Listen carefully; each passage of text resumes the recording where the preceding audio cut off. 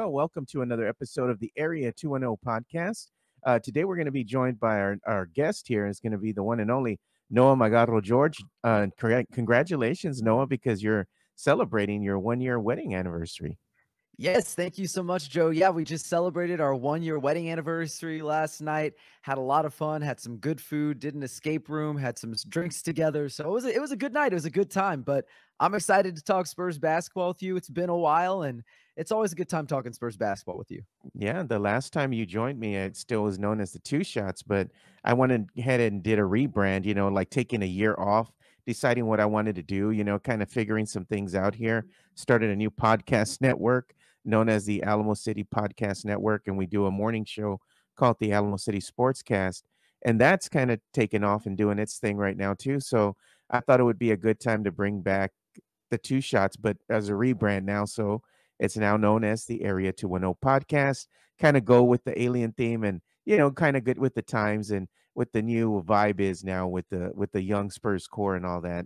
So I'm glad to have you on. We're doing our third episode here. We had Jeff Garcia, we had Paul Garcia on, and now we're going to bring Noah on here so he can go ahead and talk Spurs basketball. So one thing that I was going to ask you, man, is like, I know you were at the Spurs Media Day too. And I asked Paul, what were your takeaways from Spurs Media Day? Yeah, I think my takeaways from Spurs Media Day, and sometimes it's hard to have real takeaways because they're all media trained. Yeah. They're going to be careful with what they say. But I think it was just the general feeling that bringing in guys like Chris Paul and Harrison Barnes, their veteran experience, their know-how, having been in those big moments, whether it's the playoffs, whether it's if FIBA, whether it's the World Cup, or it's a thing like the Olympics, they have that experience to be able to help the Spurs learn how to finish games, right? I mean, I think that's been huge. How many times, Joe, did we see last season, even the season before, where they've got a 15, 16-point lead? They're going into the third quarter, fourth quarter, they blow it, they lose by, 5, 6, right? It feels like they lost a lot of close games. They lost a lot of big leads, and having those veterans to be that steadying presence, I think that's going to be huge. And so pretty much every guy who spoke at Media Day, whether it was Pop, whether it was a guy like Devin Vassell or Keldon Johnson or Jeremy Sochan, they only had great things to say about what that leadership and veteran experience is going to be like from Chris Paul, from Harrison Barnes. So I think that's my biggest takeaway from Media Day for sure. Yeah, and I took a lot of things away too, as far as like what the younger players were kind of talking about when they were talking about Harrison Barnes and CP3. In particular, the one thing that I took away when they were mentioning CP3 is that they were saying he kind of wants to calm them down, at the end of Yes. like the end of fourth quarters, that kind of thing.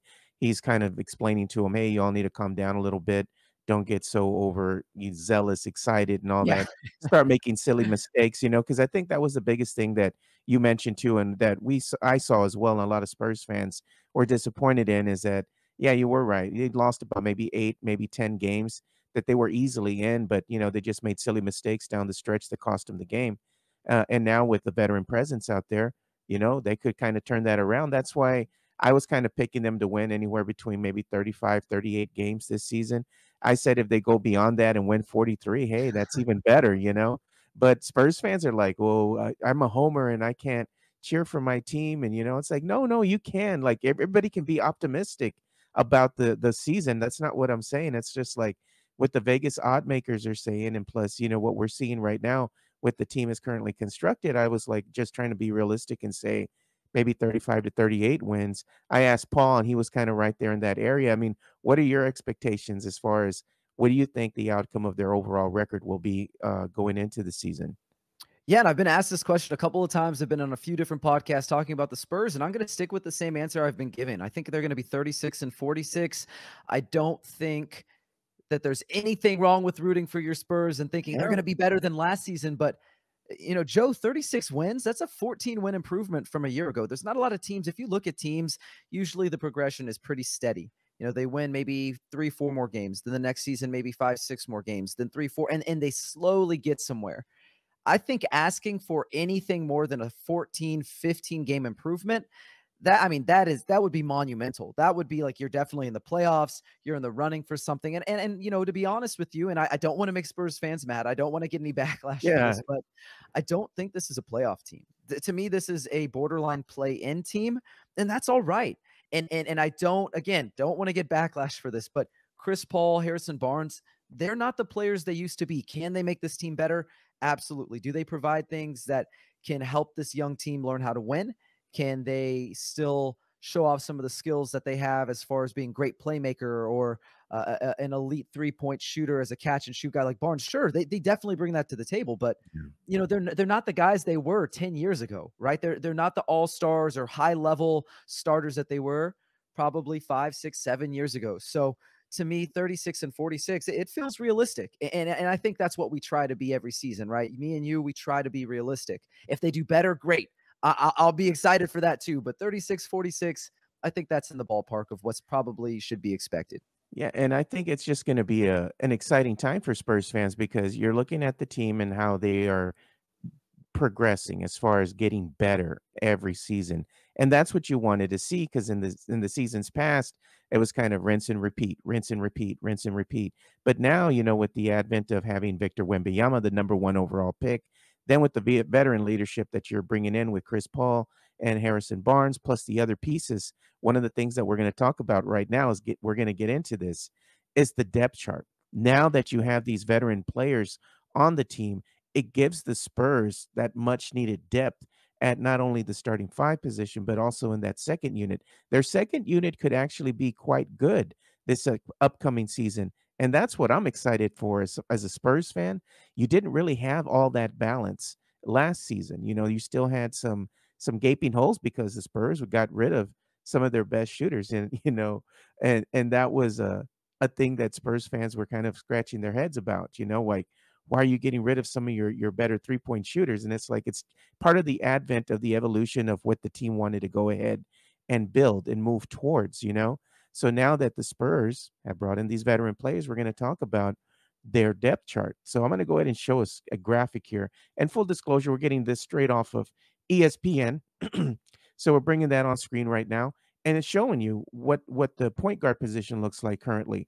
As a starter, it hasn't been set in stone. We don't really know. We're just kind of speculating right now. But more than likely, it's going to be Chris Paul. This is going to be your starting point guard. Then you're going to have Trey Jones, who's going to go ahead and come off the bench and kind of leading that second unit, which, don't get me wrong, that's his position. I'm happy for Trey. I think he's going to be able to shine even more this upcoming season because he's not having all that pressure on him anymore.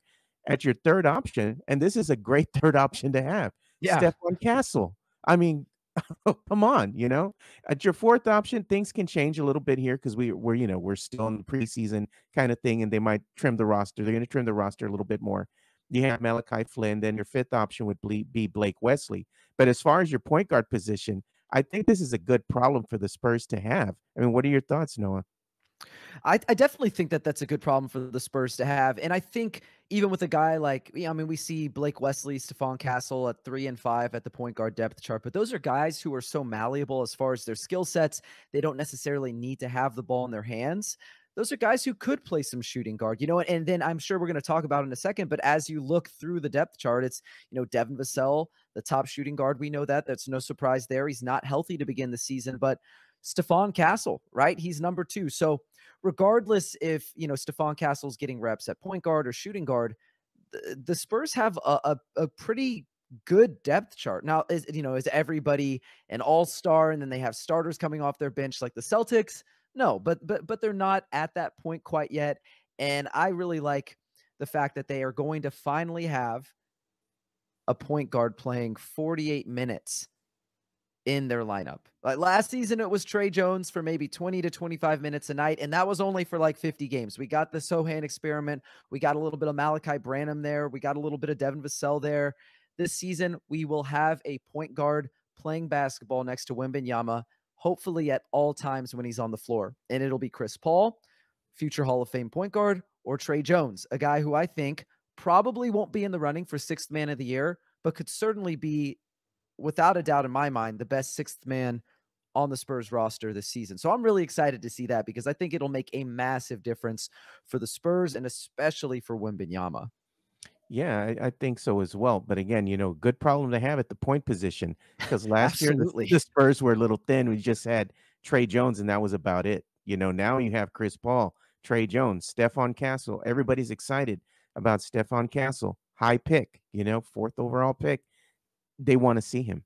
They want to see him out there. And I do too. Don't get me wrong, and I just feel like, the Spurs are in great position right now. Now we're going to and looking at what Devin Vassell, right? At the shooting guard position. He's going to be out to start the season. Doesn't I don't anticipate his return realistically, despite what the Spurs are telling us. Just given the if you read between the lines from what Coach Pop is saying, from what Devin was saying at Spurs Media Day, I wouldn't be surprised if they don't bring him back until January. They're gonna bring him in slowly. Yeah, I don't know exactly when they're gonna bring him back. I know that Yeah. that press release that they said was they were aiming for November 1st, but having been at media day, a lot of different reporters asked Mhm. about Devin Vassell's availability. When can we expect him back? Are things on track? And it kind of sounds like things haven't gone the smoothest with him recovering. And then it also sounded like when they asked him, and I can't remember who it is, or else I would give them credit, but they asked him, so is November 1st a realistic date? And he kind of skirted around the question saying, oh, well, we'll see when we get there. And I'm just trying to get back to 100% so I can be Devin Vassell. And so we'll see. And to me, that's not necessarily a cause for worry, but definitely, at least like you said, read between the lines a little bit. It to me feels like it's probably not just going to be November 1st. It may linger later into November, or it could linger into December. But regardless of what happens, definitely hope he's back as soon as possible. But you don't want to rush him back either, right? You Yeah. invested a ton of money in him with that extension that is kicking in this season, and he's arguably your second best player on the roster. So you definitely don't want to risk his health, because he's someone who could very well be incredibly integral to the future of this roster and then becoming a championship contender around Wembanyama long term, right? So Yeah. I want to see him back healthy. I do too, and I think arguably when he's healthy, he's no doubt to me the second best player here on the Spurs squad. And he's gonna help the team get that much better and get, further and further as far as trying to make a run to get to the play in or get to the playoffs. You're gonna need him and Wemby healthy, no doubt. But the one thing that I like here at the shooting guard position is the depth chart. You're going Devin Vassell, you're gonna have Stephon Castle, Malachi Branham, you're going to have Blake Wesley and Julian Champagnie as your fifth option. And the thing that I like about this is that Spurs fans, I think they kind of don't think about things long term when it comes about which players are going to be playing on the court at any given time.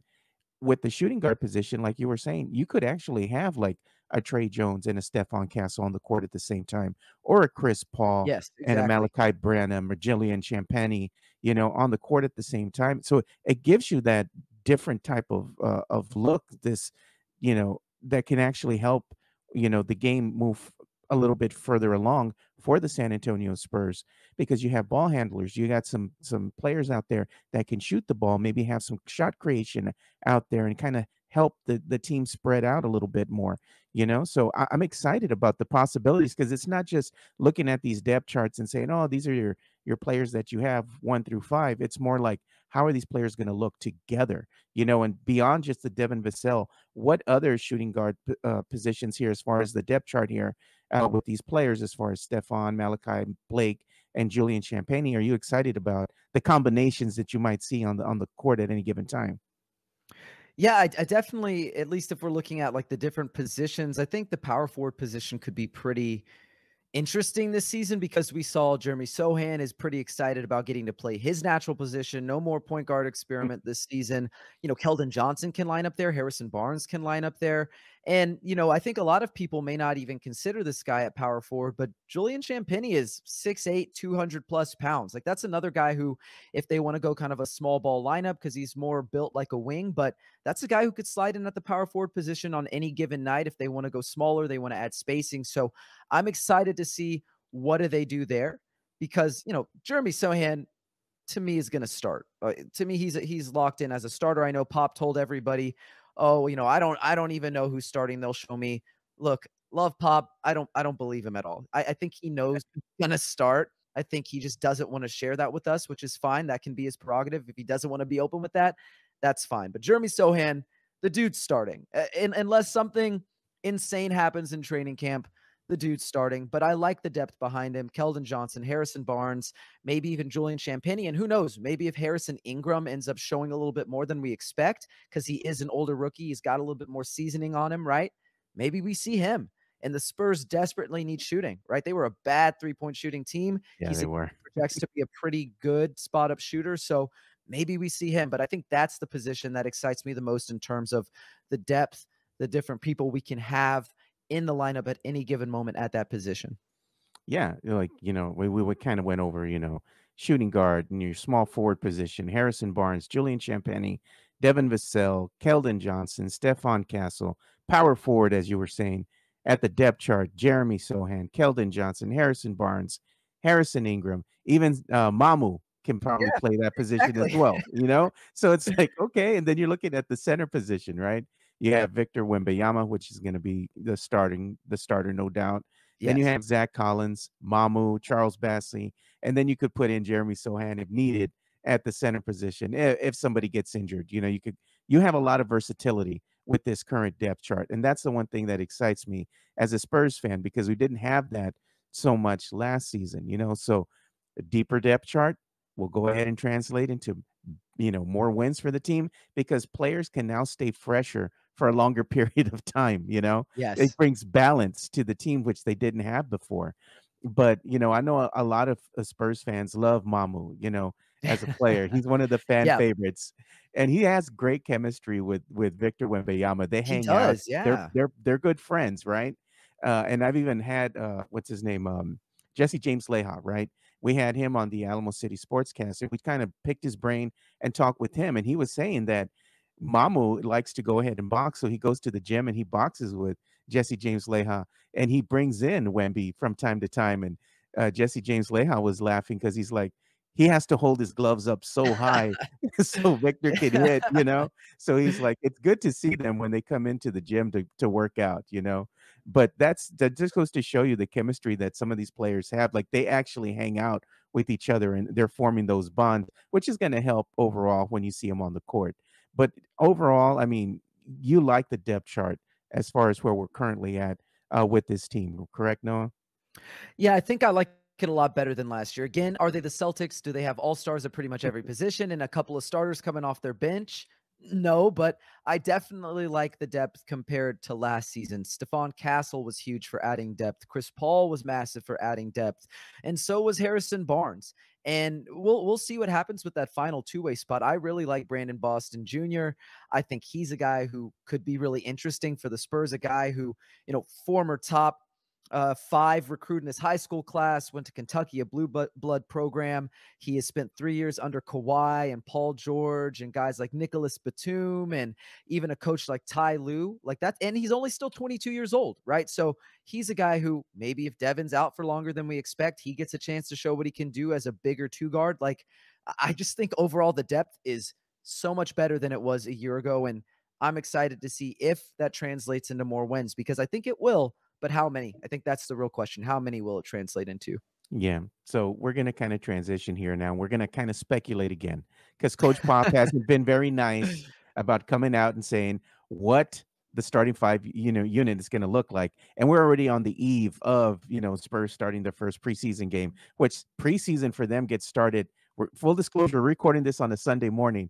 The preseason game is going to start. The first one is going to start on Monday. So here we are already in preseason, Noah. So I know Spurs fans are going to be excited. And I'm not only excited about the start of the preseason, but now that the games are going to be shown locally here on Yes. television, that's a big thing for Spurs fans as well, because they finally are going to be able to watch the games easily. You don't have to go to like a third party website and try to go ahead and, We don't have stream the game. NBAfight.net or whatever. Yeah, and you don't want to get any viruses on your computer, let's be Yeah. honest, you know? Yeah. And then trying to remember that, and I was talking to Paul about this, and we started laughing. Remember when we had the only way we could watch the preseason games was through the horrible Spurs app, on the Yes. phone? And I was Oh my like, goodness. "Oh my Yes. god." So they've come a long way. But, we're gonna speculate on the starting 5 right now. So at your center position, point guards, shooting guard, power forward, small forward, who do you have as your starting 5?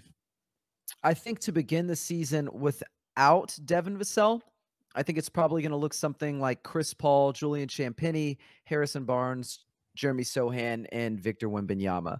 And then, once Devin Vassell's back, you can go ahead and send Champagnie back to the bench or at the end of the depth chart or wherever you want to send him, and then it'll be Devin Vassell there. But I think that's my starting five. What about you? I think I don't know, man. I'm kind of torn about this because I'm like, does Coach Pop, do you start Jeremy Sohan or do you bring him off the bench? Do you go ahead and put Keldon Johnson in the starting five? I'm kind of torn. It's kind of got me at this conundrum where I'm thinking and thinking and thinking. But at the end of the day, I'm like, no, you start Jeremy Sohan, you're going to start Victor Wembanyama, you're going to start Harrison Barnes, Devin Vassell when healthy. But again, since he's not going to be starting the season, I would anticipate again Jillian Champagnie and then Chris Paul. So kind of I was torn. Do I start Jeremy Sohan or Keldon Johnson? But at the end of the day, I think Jeremy Sohan is going to give you the best chance to go ahead and start the games off the correct way and be more competitive out there because he's going to go ahead and do a lot of little things that go unnoticed. He moves great without the ball. That's the one thing and I absolutely love about Jeremy. He's sneaky, getting those backdoor cuts, when nobody's paying Yeah. attention to him. And that does help. It's an easy bucket, and you need that sometimes. And he plays good defense. I know a lot of people kind of harp on him, like my counterpart here, Michael Jimenez. Oh, his effective field goal shooting. I'm like, bro, that means absolutely nothing. You're not looking at the game as a whole. I mean, Jeremy does a lot of good things out there. So that's my starting five. I'm just kind of torn at a bit between do you start Keldon or do you start Jeremy? And I'm like, no, start Jeremy. I do like Keldon though. I think Keldon is a very good player, but I think his position is going to be with that second unit. I agree with you. And I think for as much as Keldon Johnson's a better shooter than Jeremy Sohan, I don't know that he's a lot better than Jeremy Sohan at a lot of other skills. He's probably a better ball handler than Jeremy Sohan, but I think Jeremy Sohan is a guy who doesn't really need the ball in his hands too much. He runs the floor in transition. He can be a threat from the dunker spot as a finisher there. He's a guy who can, in theory, at least be a short roll passer, a guy who is also one of your, bigs, quote unquote, as a guy who's setting screens, rolling to the basket. And then, of course, to me, the biggest edge is defensively, right? I mean, love Keldon. I think he's been a great veteran for the Spurs, if you will, when they've lost guys like LaMarcus and DeMar and Patty. And, he stepped up into that role, even though he's a young guy. He's been one of those vocal leaders, but he's not been good defensively really since he got to San Antonio. He's been a train wreck on that end. So I think if you want to be competitive, especially on the defensive end, and Zach Collins talked about that's the identity we're buying into this season. We're going to be tough nosed on the defensive end. Then you got to start Sohan. And I think Keldon did a good job coming off the bench, being a spark plug, playing 20, 25 minutes. And I think that's the ideal role for him. So I would keep him coming off the bench and just go ahead and let Sohan start because I think you invested a lottery pick in him. He's still fairly young. See what you can get out of him. So I think that's probably how I see it. Now, is that how Pop sees it? We'll see, but I kind of feel like that's how Pop sees it too. Yeah. Did you hear one thing that they were doing with Jeremy Sohan here in the offseason is they're totally reworking his shot. Did you hear about that? They're like, Yeah, yeah. I did see a little bit about that. so to me, that's interesting. It's like, okay, you're going to rework his shot entirely. So that's a big gamble for me coming into the season. How is he going to look as far as his new shot, his new form? Because that's something he's going to have to get used to because he wasn't known as a prolific offensive threat in college. And now that the Spurs are trying to go ahead and rework the shot, they wanted to be a little bit more effective when he is going to shoot the ball, which is great. It's going to help the team as a whole. I just think it's going to take him a little bit of time to get used to that new form. What are your thoughts on that? Yeah, I mean, they've been reworking his shot since he got to San Antonio. They've tried a lot of different things from the one-handed free throws to try to help, Yeah. form shooting. Basically, if you're doing one-handed free throws, if you're, a high school player or college player, you're not usually implementing it in a game. It's usually you're doing it in practice to, rework your form to really form shoot, right? You see a lot of guys warm up like that near the basket. You see a lot of guys do that in pregame warmups. Then we've heard him talk about how he's trying to bring the elbow in instead of it flaring out because that's also a thing that can cause inconsistency in the shot. But I think it's just a work in progress. And to be 100% honest with you, Yeah, I don't know that it's gonna make a massive difference because at the end of the day, it's about muscle memory, right? So just the more he works on it, the more hopefully he can be able to implement it in the game. But I also know, if you've talked to any athlete, if you've seen any athlete, what do they do when things get tight? You revert to what's comfortable, what's familiar. So until that's, muscle memory, he doesn't even have to think about it. I don't know that we're going to see the fruits of that labor this season. And to be honest, not really sure we'll ever see it. He just isn't a guy who's been a good shooter at any level of the game. He's never shot well from 3-point for an extended period. So I don't want to be a hater here, but I don't know that it's going to make a big difference for Jeremy Sochan. And hopefully I'm wrong. I hope he proves me wrong because that would make the season so much better. But I Yeah. just don't see it. I don't see it happening. Yeah, I'm kind of with you on that one. Again, not trying to be a hater, just being a realist. And it's kind of hard to break to not to improve a shot that you've already grown accustomed to. Even going, if they wanted to improve it, he could have done that in high school, moving on to college. But even at that collegiate level, they didn't work with him enough to kind of like fix that. So those nuances are always going to be there with him. While he can get better, I don't think he's going to ever amount to like a prolific offensive threat. He can get better, and be able to knock down some shots, which is what I'm hoping will happen. But, we'll have to see what happens moving into the season. But one of the things we're going to also talk about right now is we're going to go ahead and talk about the Spurs' strengths and weaknesses moving Let's into do the it. upcoming season. Because there are some. We know what we saw last season, so now we're gonna go ahead and get into it now. And I'm gonna go ahead and share this article that I saw, which I thought was quite well done here by Pounding the Rock, of course, over there with SB Nation.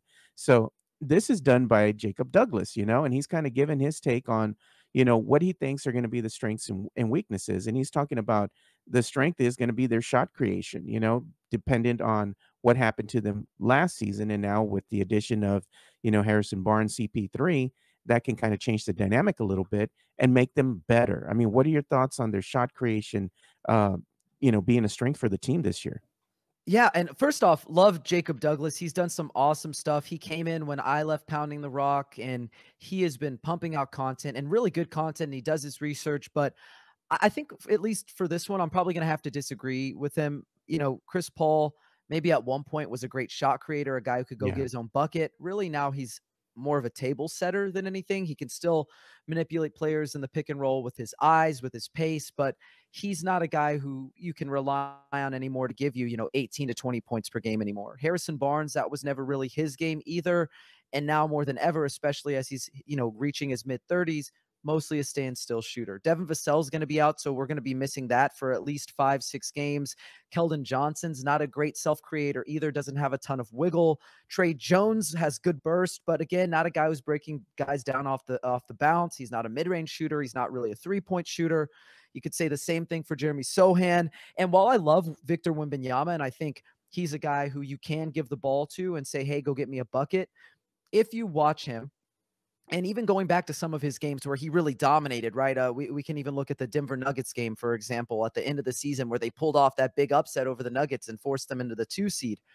Victor Wembanyama's specialty is not putting the ball on the floor and, making you miss and reach and swipe and, putting together crossovers and behind the back. Like, yeah, he had a few good moments against a guy like Rudy Gobert where he pulled out the sham god, or he had a crossover or in and out dribble and transition where he got past a slower big man. But you look in the half court, when he was being defended by Nikola Jokic, a guy who's significantly slower, significantly heavier, he had a tough time going around him, right? So I think his biggest advantage is that he's a vertical rim spacer. He's a guy who can space the floor a little bit, and he can put the ball on the floor in small spurts. But shot creation in general, I mean, just looking at this roster, I would not say it's a strength for them. And maybe you feel differently, and I'd love to hear it. But even going down the line, I mean, Malachi Branham, inconsistent in that regard. Blake Wesley, haven't seen much from him in that regard. Yeah. Charles Bassey is not going to be putting the ball on the floor. He's not going to give you much like that. Julian Champagny is pretty much strictly a catch and shoot guy. I mean, just going down the roster off the top of my head, I just don't really see this as a major strength for them, at least, from a cursory glance here. No, I agree with you in that regards as well. I don't think the shot creation is going to be a strength for them. I mean, you also, like an article mentions, you have Malachi Branham. Uh, you know, can he help the team if it becomes a more consistent scorer? Absolutely. But is that going to happen this season? We don't know, you know? So there's a big question mark there. And given what we've seen out of the team going into, last season, I didn't think that was a strong suit as well, So some of those same nuances that they had and some of the same problems are still going to be prevalent this upcoming season, although the team's going to look a little bit better because now they have a little bit more depth out there. So I believe that it's not going to be a strength per se, but I think their shot creation is going to be improved. Let's put it like that. You Yeah, know? I think it'll be improved. I agree. I think it'll be improved. If I had to pick one strength, just real quick to hit on that I think actually Yeah, will shine through the season, I think it's going to be the defensive versatility, right? You've exactly. got a Yeah. guy like Stephon Castle. If you see guys like City Sissoko or Blake Wesley break into the rotation, they're incredibly versatile defensively. Wembenyama is obviously like a jack of all trades as far as defense. You can throw him anywhere. He's going to be effective. Jeremy Sochan, we spoke about him as well. Devin Vassell has the potential, I think, to be a better defender. So defensive versatility, that switchability, the scheme versatility, I think that'll be a bigger advantage or strength this season than shot creation. But the shot creation Yeah. will be better. I agree. Yeah, it'll be better. It's just not gonna be like it's gonna be their strength, you know? But one thing that I know we're probably gonna agree on here is their weakness is they're gonna be the three-point Yep. shooting. Oh my goodness. Noah, I mean, some of these, Spurs fans, they're, like, thinking that the Spurs are just gonna greatly improve from one season to the next, and I'm just like, you've are kind of already seen what they are from the 3-point line, and then getting rid of people like Dougie McBuckets, Chetty Osman, they're not going to be on this team. So you're going to see, I think, a decline a little bit more of that 3-point shooting overall, even though they have hopes. So, Spurs fans have hopes that the team's going to be improved. I don't think that's going to happen. I think this is going to be one of the gaping holes that they're going to have to address, and we're going to see the same kind of thing that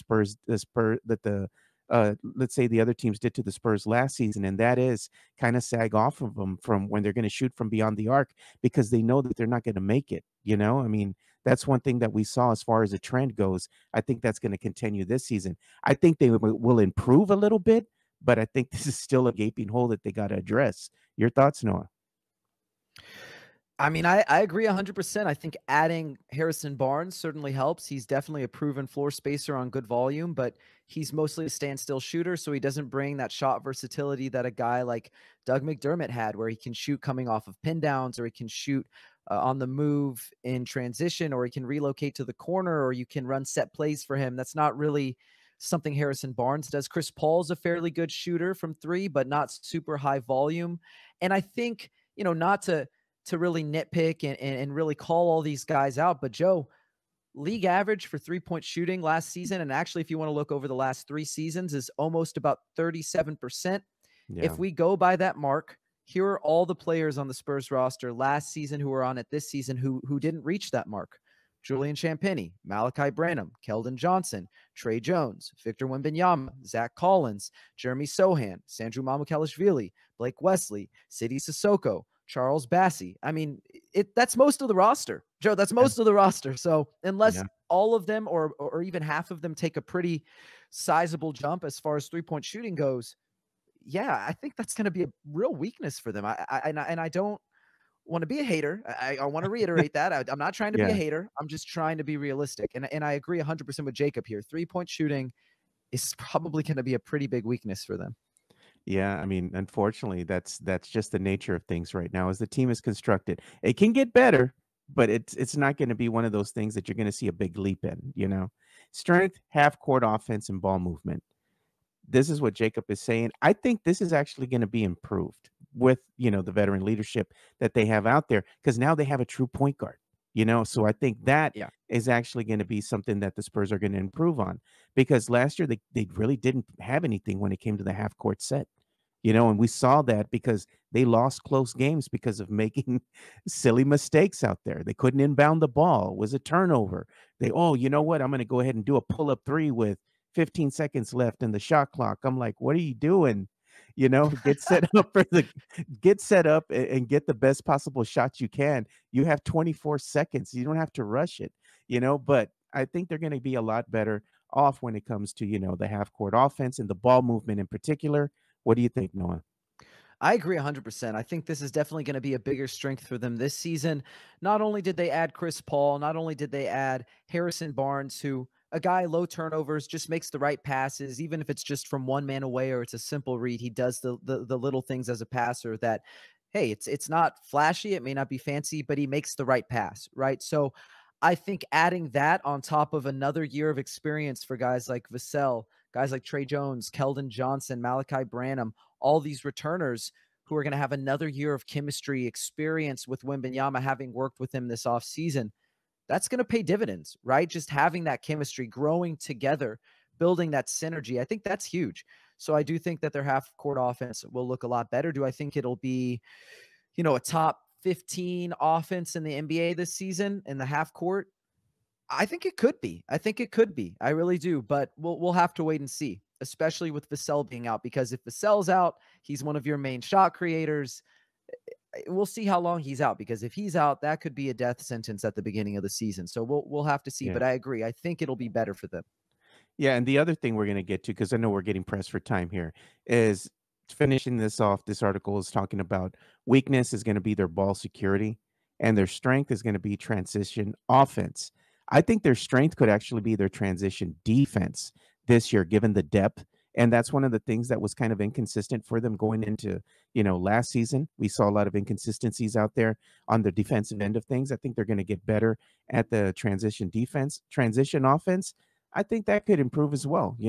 But ball security, the Spurs had a lot of turnovers, and in They did. particular, Wemby had a lot of turnovers as well. Not being a hater, just pointing out the stats, as far as going into last season. Coming into this season, it could be different. But, that's what I think is, I agree with them as far as a weakness is the ball security. Strength, transition offense, okay. But I think strength could be the transition defense. Thoughts, as we start bringing things to a close here. Yeah, I agree with the ball security thing. Chris Paul being out there will certainly help. Moving Trey Jones to the bench, who's been one of the best assist to turnover ratio point guards in the league since he's come into the league, it'll help. But you look at the other guys, Sochan turns the ball over, a decent amount for how often he has the ball. Keldon does the same thing. I think Devin Vassell a little bit as well. And then Wembanyama too. Again, not being a hater, but Wembanyama is a guy who I think naturally is going to turn the ball over a lot. The Spurs give him a long leash. They let him dribble the ball more than pretty much any 7-footer you can think of in the NBA. Easier for guys to get under his dribble. They let him experiment. And I think a product of that experimentation is, all right, well, if you're going to let this giant guy dribble the ball, the guys are going to, come at him. They're going to send double Yeah. teams his way. They're going to dig. They're going to get it under his dribble. They're going to dislodge the ball. So, yeah, I think maybe ball security could be an issue this year, because I don't think Wembanyama is going to clean up the turnovers to a really massive degree. And as far as the transition defense and offense, I think it'll be better. Just having that connectivity, more chemistry, being able to communicate better with each other. I think that goes a long way for this team on both ends as far as their transition offense and defense. So I'm in 100% agreement with you, Joe. Yeah, one thing that we're not going to have time to talk about is the lineups and kind of going through the stats on that. We'll save that for next time, Noah, because I know we're pressed for time here. But as we bring things to a close here, I just want to say thank you again for coming out and being a guest on the Area 210 podcast. It's always a pleasure to talk Spurs basketball or just basketball in general with you. But I know you have some things that you're working on. Why don't you let us know a little bit about that? Yeah, first off, thank you so much, Joe. I always appreciate you inviting me on, giving me a chance to talk, Spurs basketball on a big platform. So one, thank you for that. And two, Yeah. if you want to find my stuff, you can find me at the Vic-N-Roll. I've rebranded on YouTube, so it's no longer my name. You can find me at the Vic-N-Roll on YouTube. You can find me at the Vic-N-Roll on Substack. You can find some snippets of my, game breakdowns, film studies over on TikTok. That is also going to be the Vic-N-Roll. And then if you want to listen to our podcast, it's the Vic-N-Roll podcast. So pretty much everything is the Vic-N-Roll now. So go and look for the Vic-N-Roll. And if you want to follow me on Twitter, that's still my name, N_Magaro, Magaro. But again, Joe, thank you so much. Always enjoy talking Spurs basketball with you. It's always a blast. Yeah, thank you so much again for being a guest on. Look forward to having you come on and be a guest as the season, unfolds here. But nonetheless, we're excited about the start of Spurs basketball once again. I can't wait for the silver and black scrimmage is going to be coming up on October the 19th. I plan on going there. Are you going to be there for that game?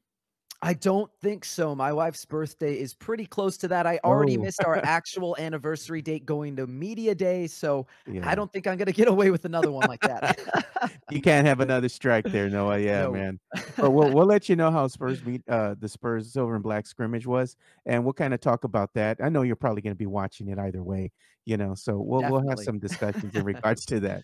But thank you again so much for giving us your time. And for Noah Magaro-George, I'm Joe Garcia. Thank you guys for watching and listening to another episode of the Area 210 podcast. And like we always say, spread the love, stop the hate, be kind. We're out. Peace.